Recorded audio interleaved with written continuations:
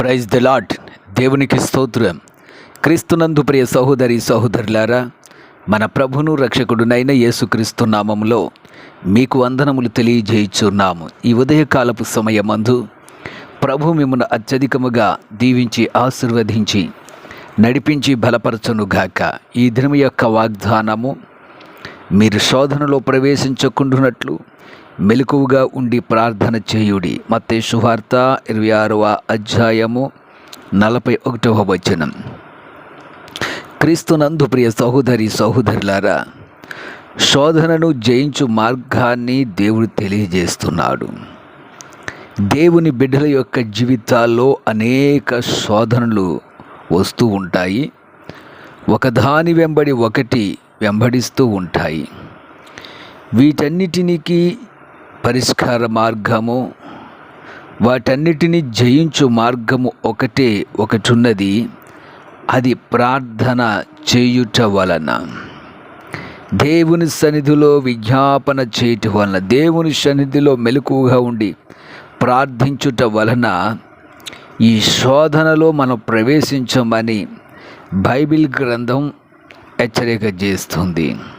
అంతేకాక గెత్సేమనే తోటలో ప్రార్థించుటకు ఆయన వెళ్ళినప్పుడు ఆయన ప్రార్థనకు చెమట రక్త బిందువుల వలె కారిని దేవుని యొక్క వాక్యము తెలియజేస్తుంది. తన శిష్యులు, ఆయన ప్రార్థన చేస్తున్నాడు కానీ తన శిష్యులు కొనికి నిద్రిస్తున్నప్పుడు వారితో ఆయన ఇలాగూ చలవిచ్చుచున్నాడు. ఆయన మరలా శిష్యుల యొద్దకు వచ్చి వారి నిద్రించుట చూసి, ఒక గడి అయినను నాతో కూడా మేల్కొని ఉండలేరా?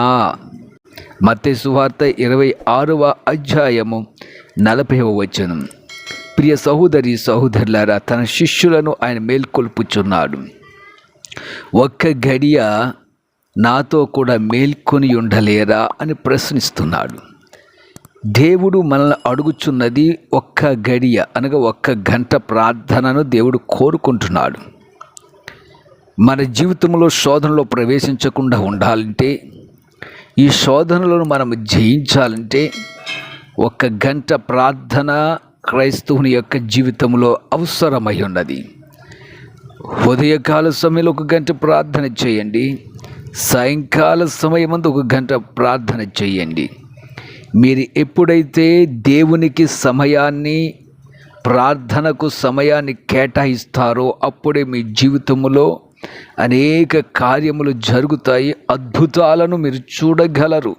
ప్రియ సహోదరి సహోదరులారా, శోధకుడు వచ్చి మిమ్మును శోధించినప్పటికీ, వాడు మీకు మీదకి అనేకమైన శోధనలు పంపించినప్పటికీ వాటిని జయించు మార్గము ప్రార్థన ద్వారా మీరు వాటిని జయించగలరు. ఎట్లా అనగా, మీరు ప్రార్థన అనుభవాన్ని మొట్టమొదటిగా కలిగి ఉండాలి.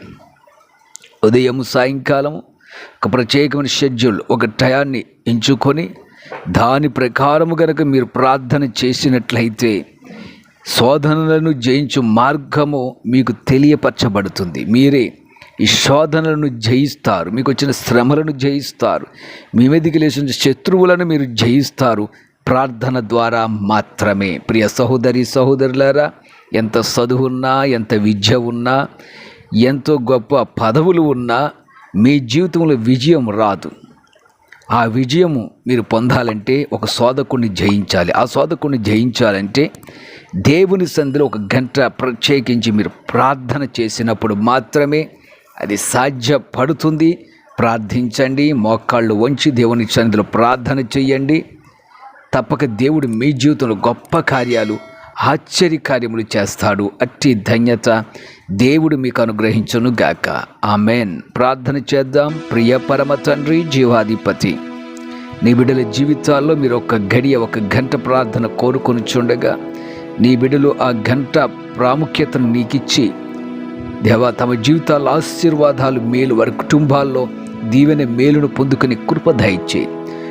శోధించుచున్న శోధకుని జయించు మార్గమును మీరు వారికి తెలియజేసి, తండ్రి నీ కృప చేత ఒక్కసారి నడిపించి బలపరచమని, నీ బిడ్డల జీవితాల్లో మేలు, ఆశీర్వాదం అనుగ్రహించమని యేసు నామమున అడుగుచున్నాము తండ్రి. Amen, amen, amen.